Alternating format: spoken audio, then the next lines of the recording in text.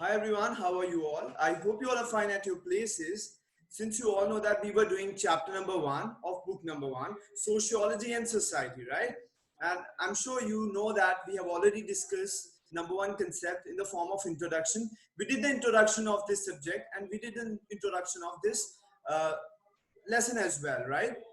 And you all know that I've already covered the number second topic also in the form of sociological imagination, in which C. Wright Mills, who is an American sociologist, he discussed the difference and he discussed the relationship between personal issues and public issues, right? I'm sure you all know that what I discussed with you all. And today, since you all know that we are doing the number third concept in the form of pluralities and inequalities, right?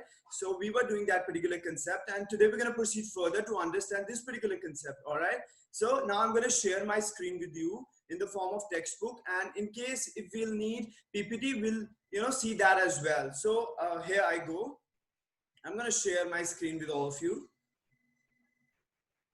Okay, here I go. I hope it's visible on your screen as well. I hope it's visible on your screen as well. Okay, so this, so we were discussing the number 3 concept, right? And I hope you have understood everything that I've tried to make you understand.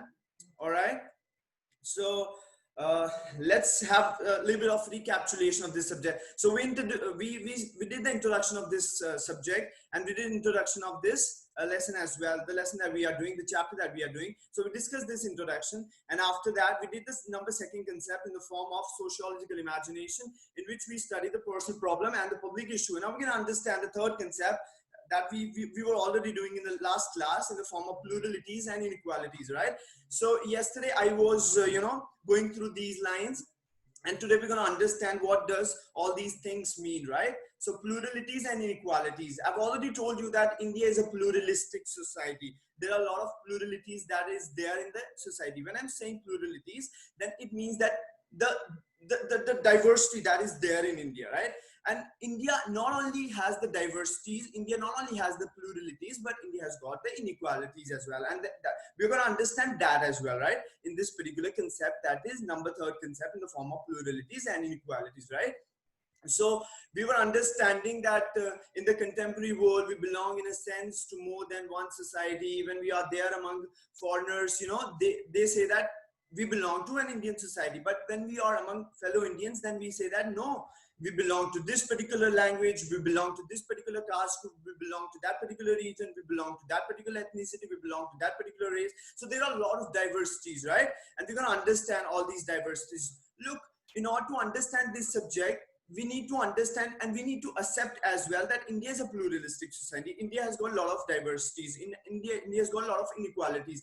And what does these inequalities and pluralities do? They pose, or they offer great challenges to Indian society, and challenges for the sociologist as well, who wants to understand the society and who wants to highlight the issues that are there in the society, who wants to understand the processes that are going on in the society. So for understanding all these things, I'm sure you will also agree with me that we need to understand the pluralities and inequalities, right?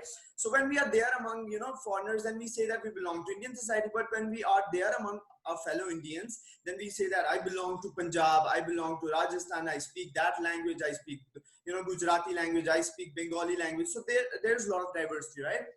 So we're talking about that.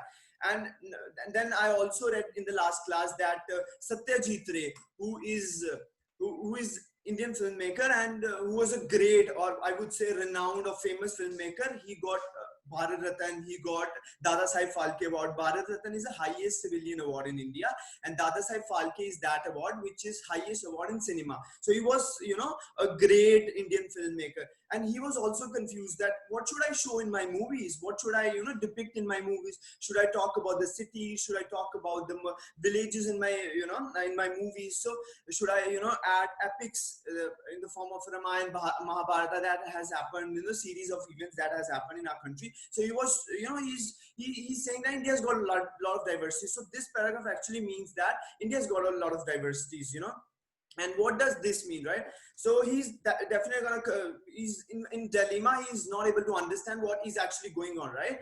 So, but what was actually he's showing, look at the line. I'm using my cursor. He was saying that when he was depicting the village scene, he was showing a very good atmosphere. He was showing an ideal atmosphere, right? In which he was showing that cows were grazing in the endless fields, shepherd plays the flute, he's showing one side of the village, but he's not showing the other side of the village. Who's going to show that? Sociologists are going to show that. Who's going to highlight the issues? Sociologists are going to highlight the issues. It means that whatever concept the sociologists are going to show, it is always going to be issue in the society that is going on, because it is their duty to actually show the concepts. It is actually their duty to show the processes that are actually going on, not the imaginary thing that Satyajit Ray is doing here. What he is doing, he's romanticizing the things. What he is doing, he's showing the good side of the village. But sociologists are going to show this the scene of the same village in a different way, and we're going to understand that as well, right? So I'm sure you have understood that what Satyajit Ray is saying here in this particular paragraph, right? So all those things that he were talking about, and after that we read about that particular paragraph. Then this question of what to focus in society is indeed central to sociology. So what to show, what to depict, what to focus in the society. We've got a lot of diversities, there are inequalities as well. So what to show? Everyone is confused. So sociology shows the other side of the village. So what this particular subject shows, we're going to read it further. We can take Satyajit Ray's comment further and wonder why his depiction of village is romantic. I've already told you that he has tried to romanticize the village. He has tried to, when I'm saying romanticize, it means that he's actually trying to imagine, village would be like that and city would be like that. He's actually showing in that manner. And when sociologists, actually when they describe this particular village, they describe it in a very different way, right? So it is a contrasting depiction of the village that sociologists come up with. So look at that, what it is written here in your textbook. It would be interesting to contrast this with a sociologist's account of the Dalit in the village. Now what happens, Satyajit Ray was showing some other side or perspective of the village, and sociologists are going to show the other side of the village, right? So what is happening here is that, okay, yes, okay. So what he was actually, sociology, what they are trying to depict or what they are trying to show is something that is opposite to what, Satyajit Ray has told, what he has depicted in this village. So he's saying that he's actually showing sociology. I'm talking about the sociology. This time I'm not talking about the Satyajit Ray. Now what sociologists are telling here is that they are depicting a scene of the village in which there is a Dalit. Dalit means a kind of low caste person, right? Who is having a low caste, right? He's Dalit. So what he is depicting through his scene, the scene of the village, what he is saying is that the first time I saw this, so this is the observation of the sociologist, right? Not the observation of Satyajit Ray. The first time I saw him, he was sitting on the dusty road in front of the small thatched roof tea shops in the village with his glass and saucer placed it's what is this written? Conspicuously beside him, a silent signal to the shopkeeper that an untouchable wanted to buy some tea. Muli was a gaunt 40-year-old with bitter blackened teeth who wore his long hair swept back. So what sociologist is telling about the village, he's saying that the village is not like what Satyajit is depicting. Village is something like that. He's telling about the condition of a Dalit or of a lower caste person who is sitting on a dusty road and in front of a tea shop. Thatched roof tea shop means not a particular concrete kind of tea shop, a tea shop that has a roof which is made of dry vegetation. The roof of that particular shop is very miserable, is very is made of dry vegetation or grass or something like that. So very hut kind of tea shop is there in the village, and Dalit is sitting outside the village, and he has his glass and saucer. Saucer means kind of I would say kind of bowl in his hand, and what he is doing, he wanted to have a tea from that particular shop, and people are actually highlighting that particular person that he belongs to a particular caste. So do you realize what is happening here? The situation is not at all like that. The situation is not at all in the way that Satyajit Ray was telling about this particular village. So the situation is somewhere very opposite to it. It's a dusty road. A Dalit is sitting on the, on that particular road, and in front of that particular tea shop, and he's asking for the tea, but the shopkeeper whose name is Muli, he's trying to discriminate him, and he's not giving that attention that attention should be given to a person just because he's Dalit. He has not got that kind of attention which he should get, right? Just because he's Dalit and poor. So that is the real situation that sociologist wants to say, because sociologist wants to highlight that issues that are there in the society.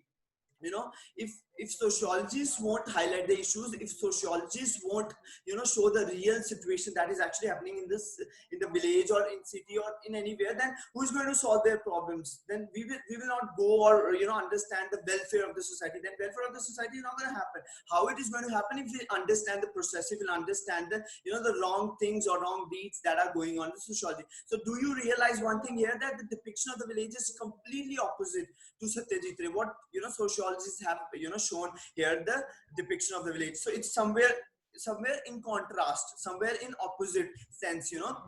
So I'm sure you are understanding. Kindly text me if you're understanding what I'm trying to make you understand. Kindly text me.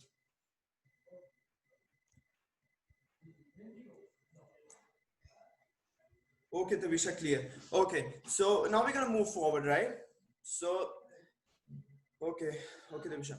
So we have understood the two different conditions of the village, one in the viewpoint of Satyajit Ray and one in the viewpoint of sociology. So these are what pluralities or pluralistic nature of Indian society is all about, right?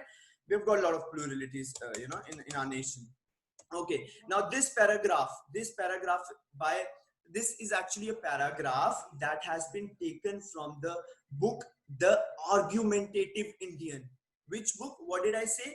The Argumentative Indian. And this Argumentative Indian book is written by Amartya Sen. Now, who is Amartya Sen? Amartya Sen is an Indian economist who has got Nobel Prize in 1998 for highlighting the social issues, for highlighting the economic, issues that are related to particular society. So he got Nobel Prize for that, and this particular person has got Bharat Ratna as well, India's highest civilian award. So this particular person is a very, great personality. So what he has, shown in his book The Argumentative Written, although it is not written in your particular book, in your textbook, that from which book this paragraph has been taken out. So this paragraph has been taken out from the book The Argumentative Indian. So what he is showing here is that, so we have understood the pluralities, right, in the form of two examples, Satyajit Ray and what sociologists think of the village. So we understood the pluralities. Now this paragraph is going to tell you the the inequalities that exist in the Indian society. So we're going to read it as well, right? So some Indians are rich, most are not. Some are very well educated, others are illiterate. Some lead easy lives of luxury, others toil hard for little reward. Some are politically powerful, others cannot influence anything. Some have great opportunities for advancement in life, others lack them altogether. Some are treated with respect by the police, others are treated like dirt. These are different kinds of inequality. I told you that we're going to understand the inequality, right? So the word has actually come here. These are different kinds of inequality, and each of them requires serious attention. So do you realize one thing here? Have you understood the connection, that we really need to understand the processes? We really need to understand the issues that are existing in the society. We can't, put ourselves in any kind of imagination where we, take issues for grantedly. We can't do that. We have to take issues very seriously, and we got to highlight them. We got to actually understand that how things are working actually, people may have different opinions, but when sociologists do their research, they do research with all the perspectives that can be taken into consideration to understand a public issue. That's the reason this particular book had the topic in the form of sociological imagination. Remember that sociological imagination is that kind of ability in which you try to understand a particular issue from all perspectives, not from your own perspective. And that's why C. Wright Mills wants to connect the personal troubles with the public issue. That's what we need to understand. That's the reason that particular topic was actually there before this particular topic. Things are always, are in systematic manner. So you have to keep in mind that sociological imagination, right, for understanding this particular subject, right? And what is actually 11th class doing? 11th class is actually making your foundation for the 12th class, right? You need to understand all the concepts very clearly, then only you will be able to understand everything in the 12th standard, right? This class is not about questions and answers. This is not at all that kind of class. This is that class where you're going to understand the concepts, you're going to understand your potential, you're going to understand the foundation, you're going to build your foundation, all those things you have to do in this particular class. That's the reason I'm again and again repeating the things and again trying to put in your mind, so that you can understand things and it remains in your mind for a longer time. All right, so okay. Clear, sir. You are mute. Oh my God. Am I audible to you now? Am I audible to you now? Are you sure? Okay. Okay. Okay. All right. So, okay. So, did you understand this paragraph that I was telling you? Can you text me? How can I, become mute? I'm surprised. Can you text me if you have understood this paragraph that I've discussed with you? Because I don't know when I got muted, right? Can you text me?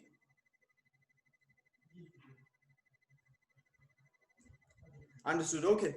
So, the Amartya Sen, who is actually, depicting the inequalities that exist in the society. That some people are rich and some people are not rich. Some people are very educated, some are not educated, and some are leading very easy life. Some are toiling hard, means working very hard, for little reward. And some are politically powerful. Some have got the power, authorities. Some have links with the political leaders, so they have got the authority in that sense, right?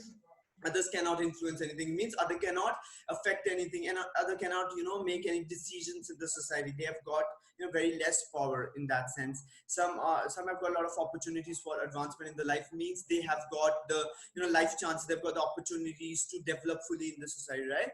And others lack all those opportunities. Some are treated with a lot of respect by the police, and some are treated like dirt. Even police don't consider them a very great people. So this is what inequalities are all about, and these all are issues that really require serious attention, right?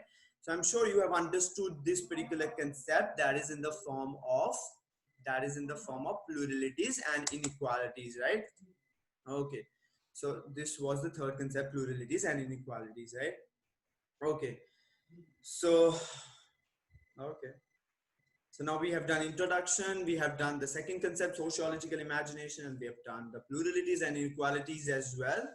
Okay, now we're going to proceed further to understand the number fourth concept, that is in the form of introducing sociology. Look, I've already discussed about this particular subject, sociology. That's the reason I've highlighted some important portions of this particular subject, this particular topic. Okay, I've already discussed a lot about the sociology. It came in the 1938, and father of sociology is Auguste Comte, and from socius and logy. Socius means companion, logy means studies, a study of society. All those things come under introducing sociology. So you have, look at that, I'm using my cursor to highlight the lines that I'm going through. So you have already been acquainted with the sociological imagination and the central concern for sociology, study sociology as an interconnected whole. So acquainted means familiar. So I'm sure you are already familiar with the sociological imagination, right? And the central concern of sociology. Sociology wants to highlight the issues of the society. Sociology has got greater role to to take society for the welfare, to take society where everything is good, everyone is leading good life, and there is no discrimination in the society. So how is that going to happen? That is going to happen if we'll highlight the issues. We will try to understand what is actually going on in the society. Then only government will look after all these things and try to solve all those things. And that's what exactly happens. The state or the government always take help of all the research work that they have already done, and that really helps us to understand the issues that are actually going on in the society, and that really helps us. That's why I always say that role of sociologists are very important nowadays, especially when we are dealing with a country like India, which is having a lot of plurality, a lot of diversity, and a lot of inequality. So that's the reason the role of sociologists become very, very vital and very, very important, right? Because the research work that sociologists do, the issues that sociologists highlight, government really look into those issues and try to solve the things as much as they can solve. Who's going to do that? Sociologists are going to do that. All right. So now I'm sure you are already aware of the sociological imagination, and I'm sure now you have understood that sociology is kind of a subject that talks about all those things that are there in the society. And remember that all those things are interconnected. All those things are interconnected. We understood that human troubles are interconnected with the public issues. So you can well imagine the interconnectedness that exists in the society, right? So now we can understand, okay, sociology is the study of human social life. I'm sure you are understanding. So groups and societies, its subject matter is how our behavior as a social being. It tries to understand that how a person is behaving in a society, how an individual is behaving in a society, right? Sociology studies all those things, right? Then only we'll able to observe things, then only we'll able to understand what is actually going on in the society, right? Okay, so sociology is not the first subject to do so. People have always observed and reflected upon sociologies and group in which they live. This is evident in the writing of philosophers, religious teachers, legislators, and of all civilizations and epochs, right?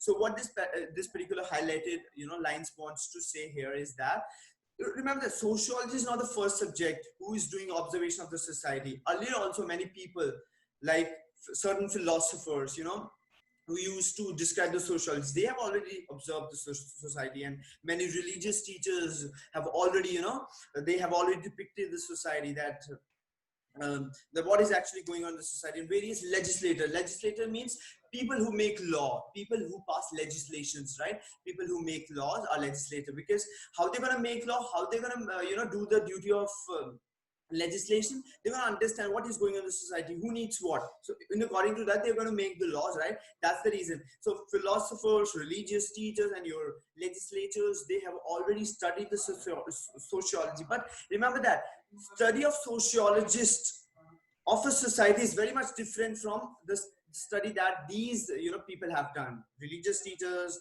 philosophers, and legislators. So the study of sociology is very much different, right? And civilizations means different eras that used to be there. Epochs means different eras, different periods, right? And I would say different different duration time. Many people have tried to understand these the phenomena that exist in the society, right? I'm sure you are understanding what I'm trying to make you understand, right? So okay, after that, what we're going to understand here is that we're going to proceed further. The observation and ideas that sociology as a discipline makes about society is different from both that of philosophical reflections and common sense. Look, I've already told you that the study that sociology is very much different from the philosophical reflections and common sense. It is very different from that. That's the reason this subject is established as a successful discipline. If it didn't provide a different study, then nobody's going to recognize it. Nobody is going to recognize or realize the importance of sociology. There was important of sociology, there was important of this subject to come out and emerge. That's the reason this subject was successfully established as a discipline, right? And so I've already told you that the studies that philosophers or religious teachers or legislators did was very much different from what sociologists actually do, right? Okay, so observations of philosophical and religious teachers are often about what is moral or what is immoral in human behavior. Look, who are philosophers, who are religious teachers, religious thinkers? all those people who are connected to the religion. There was a bhakti movement when Guru Nanak Dev Ji was there, when your Kabir Das was there. So all those were philosophers, all those were religious. Look, your book has not given the example of philosophers and religious leaders, but I am telling you so that you can get the best understanding of the concepts, so that you can really understand what I'm trying to make you understand, right? So that bhakti period, somewhere around 12th century, 13th century, 14th century, they were trying to understand the society, and they were actually not just understanding the sociology, they were actually telling what is good or what is not good for the society, what is moral and what is not morally right. They were telling all those things. But sociology has nothing to do with morality or something like good or bad. Sociology has nothing to do with all these things. Sociologists try to understand what is actually going on, what are its factors, what are its causes, why particular thing is happening, all those things. That's what it tries to understand, not what is right or what is wrong. It has nothing to do with all those things, right? But religious teachers, or I would say philosophers, used to do that, right? So that's what actually written here. The observation of philosophical and religious teachers are often about what is moral or immoral in human behavior, right? They used to describe the situations like that, but we don't do that, right? About the desirable way of living and about a good society. So sociology too concerns itself with the norms and values, but its focus is not on norms and values. I've already told you that it has nothing to do with the values and norms. It has actually tried to understand what is actually going on and why it is going on, and what are the reasons, what are the factors. We try to understand it as much as we can. Okay, I've already told you about these things. It's not focused not on the values or norms, how they ought to be, and goals that people pursue. Its concern is with the way they function in actual society. So I've already told you that what is actually functioning in the society, why it is functioning. Is it is connected to the past? If it is connected to the past, then we do research. We try to understand the factors. We try to understand the reason that why a particular situation is happening, why poverty is there in India, why unemployment is there in India. What are the factors, right? They are not going to give employment to the people, they are not going to remove the poverty, but they are going to understand that why poverty is there in India, why unemployment is there in India, what are the reasons, what are the factors. Because when we understand the reasons, when we understand the factors behind, then we're definitely going to solve it. Then we will become more likely to solve the problems. Without doing study, without doing research, you can't solve the problems, you can't address the issues that are there in the society. That's the reason role of society becomes very, very important, right? So I'm trying to give you as good as explanation as good explanation as I can, right? Okay. Sociology is too concerned with okay. Its concern is with the way they function actual societies. Okay. Okay. Let me move a little bit down, right? Okay. This is okay. Okay. What is going on now? In actual societies? In chapter number 3, we'll see how sociology of religion is different from a theological study. Empirical study of society is an important part of what sociologists do. This, however, doesn't mean that sociology is not concerned with the values. It only means that what a sociologist studies a society, a sociologist is willing to observe and collect findings, even if they are not to her or his personal likings. Now look, there's a word which is written here, empirical study. Now what does this word mean, empirical study? Empirical study is something that is based on testing, something which is based on experiences, something which is based on experiences, right?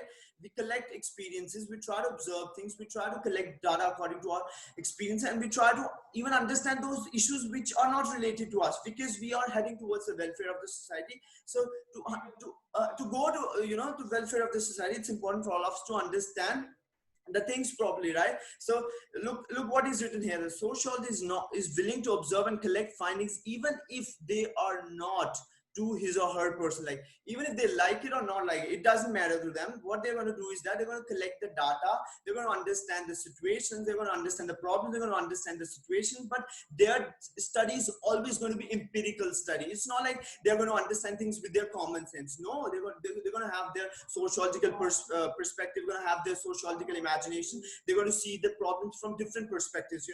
I've already been telling you all these things from a very long time, since from last 2-3 classes. So that's what actually happened. I'm sure you're understanding what I'm trying to make you understand. And I've made a slide to make these things more clear. So I'm minimizing this particular slide. That is I'm now going to open the PPT, right? So this is the PPT, right?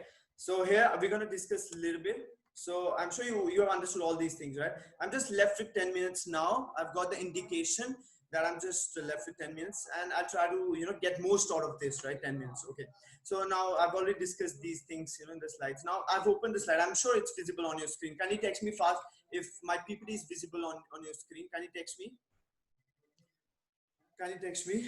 Okay, Tavisha. Okay. So introducing Srihal. I've already told you that why I'm teaching you at times through PPT, because your book doesn't have all those things that I wanted to discuss with you, right? Okay, Ayushi. So your book doesn't have all those things that I wanted to discuss with you, regarding this particular chapter. So we are discussing about the introducing sociology. So does your book have this, definitions of Emile Durkheim, which is very important, or does your book have, all these definitions of Max Weber? No, your book doesn't have all these things. That's the reason I'm, along with teaching you through textbook, I'm teaching you through this PPT as well, right? So it's important. You're definitely going to understand everything with very great clarity, right? That's the reason, actually. Okay, introducing sociology. When we introduce sociology, look at that.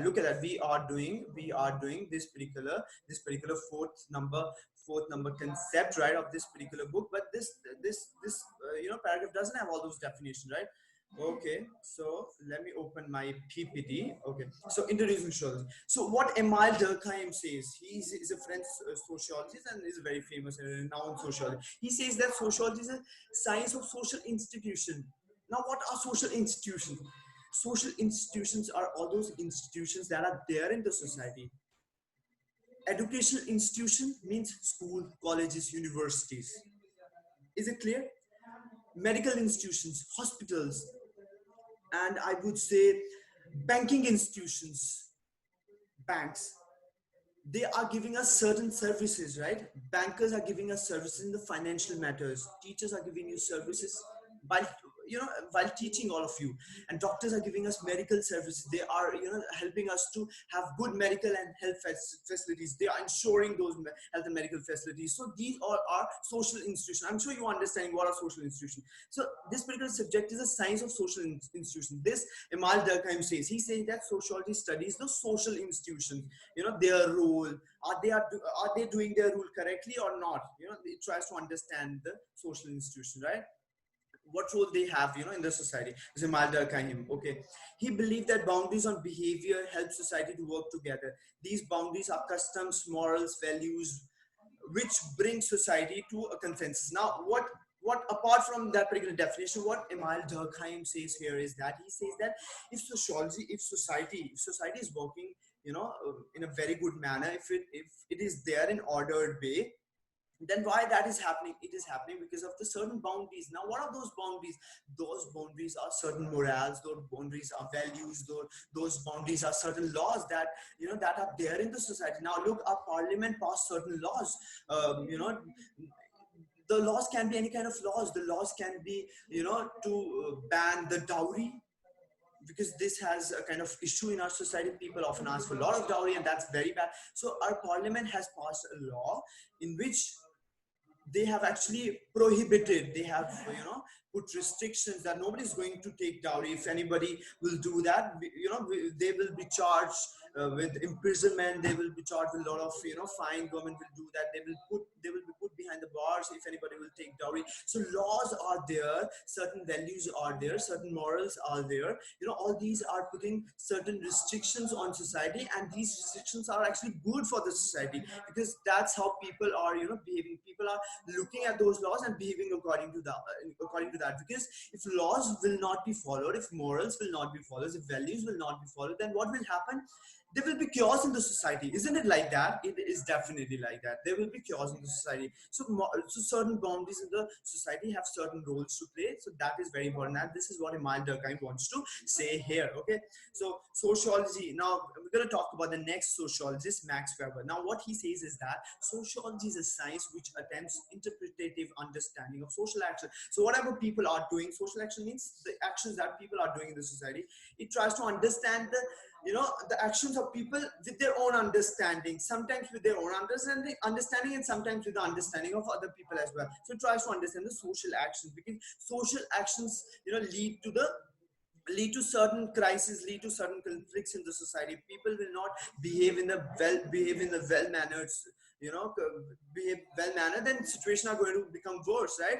Now you can really relate, you know, with me in this COVID-19 situation. People will not, you know, follow the rules and regulations that the government has imposed. If people will start going out of their houses and people will start roaming on the roads, then what is going to happen? You know, this pandemic, this COVID-19 pandemic is going to, you know, increase and going to its worst form, and that really, we don't really want that to happen. So that's the reason we, you know, it's important that people should, you know, should actually see what is actually they are doing with their actions. They should really understand the things, and sociologists try to understand the actions of the people, right? Okay, and it is the study of human being, their social life, groups, and society. Its subject matter is of own behavior as a social being. So whatever we are behaving or whatever, you know, we are trying to, you know, do for the society, it studies all those things, right? Okay, scientific method, that this particular thing I'm going to discuss with you in the next lesson, in the next class, definitely. I think I'm left with very less time now. Okay, so we are doing this particular fourth concept, and okay, I think the time has come to say you goodbye. Okay, so let me, okay, so kindly text me, hurry up fast if you've understood what I have tried to make you understand, right? Kindly text me fast if you've understood whatever I've taught today, you know, in this class. So kindly text me, kindly text me. Okay, first of all, I have to stop sharing this screen with you. Okay, okay, I've got the message. The Visha clear, Ayushi, yes, okay. So I'm sure you are understanding what I'm trying to make you understand. Look, it's important to remain vigilant in the class. It's important to have, you know, alertness in the class. Then only we will be able to understand this particular subject. This particular subject is not difficult. We need to understand that what we are studying, we need to understand, and we need to, you know, understand our approach. You know, approach is very important. Nothing is, I think that nothing is difficult, nothing is easy. All depends on approach, right? We'll keep our approach right. If we'll remain enough vigilant in the class, if we'll remain, you know, alert in the class, we're definitely going to understand everything. And I'm here, you know, to clear everything. I'm trying, you know, the best way to teach you, whether through ppds or through, you know, your textbook. I'm not just confined to a particular book and teaching you that particular book. I'm trying to make things quite interesting, right, so that you can really understand what is actually going on, right? I'm sure you are understanding. Okay, so the time has come to say you goodbye. Until then, take care all, stay safe, stay at home, and god bless you all. Bye bye. Bye bye. Okay.